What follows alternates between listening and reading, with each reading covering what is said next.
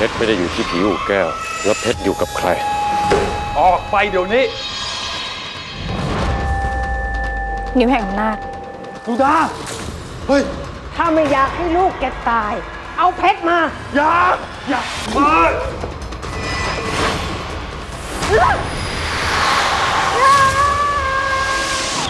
ตัวอะไรวะ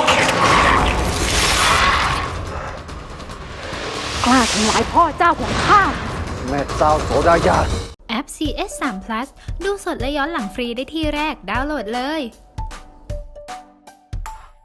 ไม่อยากพลาดละครสนุกกด subscribe เอาไว้นะคะ